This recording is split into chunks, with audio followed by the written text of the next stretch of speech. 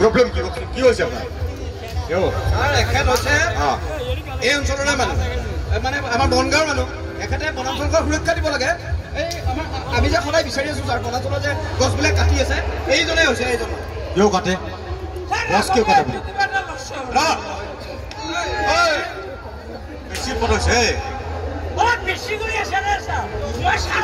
মানে মাল খাই ৰজা হৈছে ন? ৰজা হৈছে। ৰঙাঘৰ চিনি পোৱা? ৰঙাঘৰ চিনি পোৱা? ডাঙৰ ঘৰ য'ত দিনে ৰাতিয়ে পিটিব।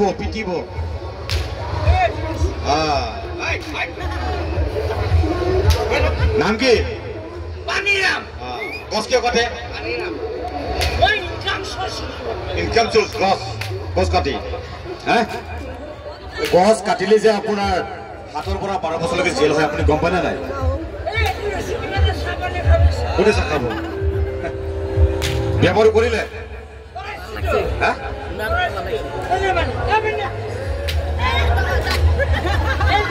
এইজনী আপোনাৰ অৰ্ধাংগিনী বুজি নাপালে ন? ধুনীয়া আছিলে ক'ত পালে আপুনি?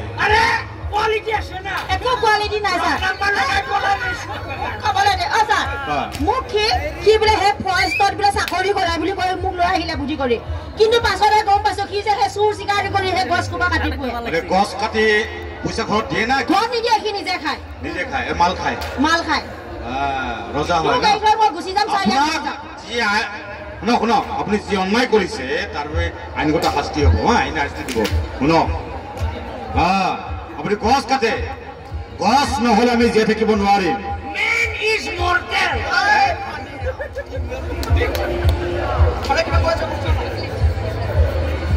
গছে আমাক অক্সিজেন দিয়ে। আমি যি অক্সিজেন গ্ৰহণ কৰি আছো গছে আমাক দি আছে।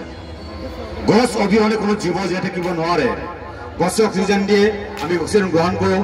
আমি কাৰ্বন ডাই অক্সাইড এৰি দিওঁ, সেই কাৰ্বন ডাই অক্সাইড গছে গ্ৰহণ কৰে। গছে আকৌ অক্সিজেন এৰি দিয়ে, সেই অক্সিজেন লৈ আমি জীয়াই আছো। বুজিছে?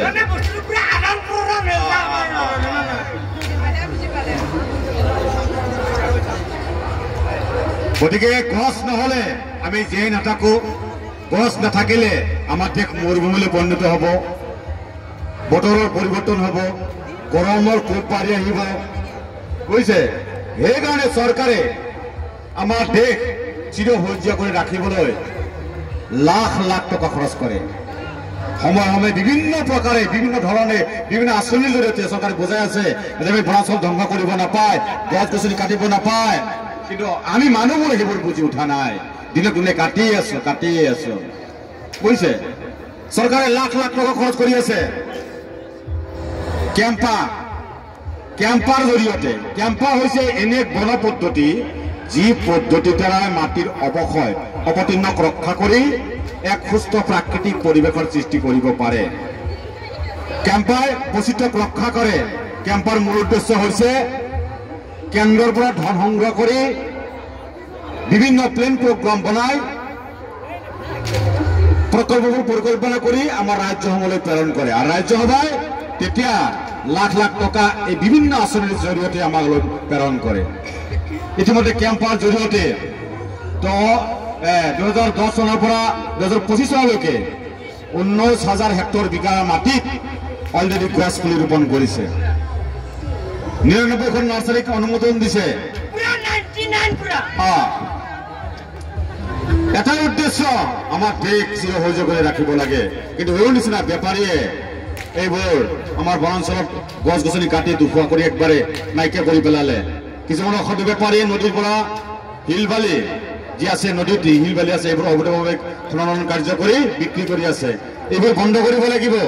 আমি পেপাৰ পত্ৰিকাত গম পাওঁ, মিডিয়াৰ যুগ, যে বাঘে মানুহৰ ওপৰত আক্ৰমণ কৰিছে, হাতীয়ে মানুহ মাৰিছে।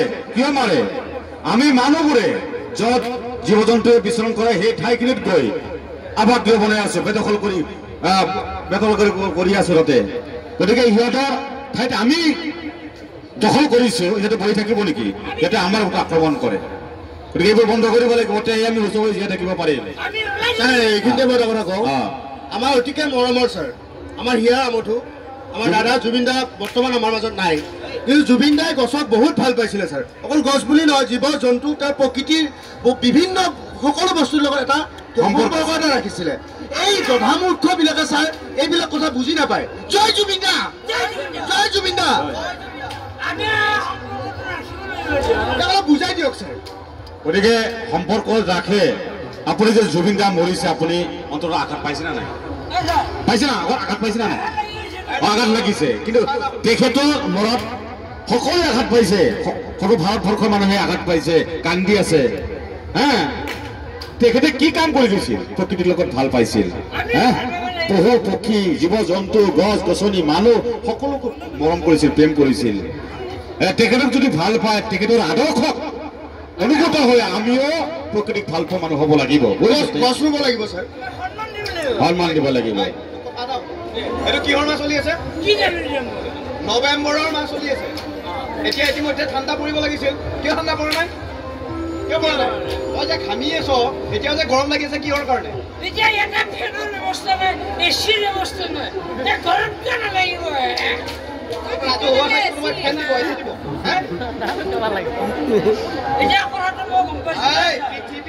গছৰ সংখ্যা কমি গৈছে বাবে গোলকীয় উষ্ণতা এতিয়াও বাঢ়ি আছে। কৃষকে ৰখি থাকিব লাগে খেতিৰ বাবে, বৰষুণ কেতিয়া হ'ব বুলি। গছ নোহোৱাৰ কাৰণে তহঁতে ধ্বংস কৰিছ পৃথিৱীখন। এটা দিন এনেকৈ চলিলে এটা দিন আমাৰ দেশ মৰুভূমিলৈ পৰিণত হ'ব। অৱশ্যে আপুনি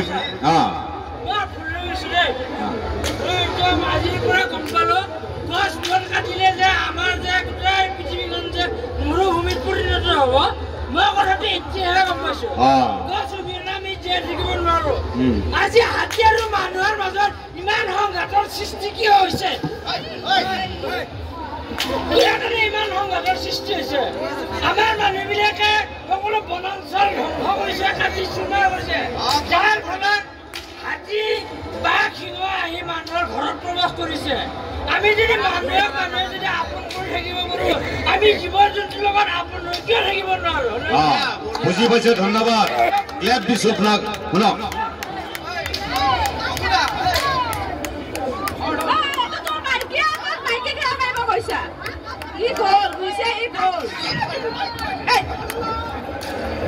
শুনক, শুনক, আপুনি বুজিলে, বুজি পাইছে, ধন্যবাদ।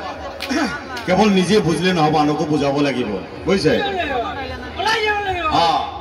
দে আহক, অসম চৰকাৰৰ যিমান সপোন, সেই সপোনত আমি বাস্তৱ ৰূপায়ণ কৰোঁ। সকলোৱে মিলি এইখন সভাত একেলগ হৈ শপত লওঁ, হাতে হাত মিলাই, কান্ধে কান্ধ মিলাই, যে আজিৰ পৰা আমি বনাঞ্চল ধ্বংস নকৰোঁ, গছ গছনি নাকাটো। কৈ দিয়া, গছ কটা বন্ধ কৰক, বন্ধ কৰক, বন্ধ কৰক, গছ কটা বন্ধ কৰক, বন্ধ কৰক, বন্ধ কৰক। বনাঞ্চল আমাৰ সম্পদ, সম্পদ, সম্পদ। অৰণ্য আমাৰ সম্পদ, সম্পদ, সম্পদ। গছ কটা বন্ধ কৰক, বন্ধ কৰক, বন্ধ কৰক। জয় জুবিন দা কি? জয় জুবিন দা কি? জয়। আমাৰ স্বাস্থ্য ইমান পৰিয়াল আমাৰ লগত সহযোগিতা কৰাৰ বাবে ইয়াত উপস্থিত হোৱা সমূহ ৰাইজক আমাৰ ফালৰ পৰা পুনৰ আন্তৰিক অভিনন্দন জ্ঞাপন কৰি সকলোৰ সুস্বাস্থ্য কামনা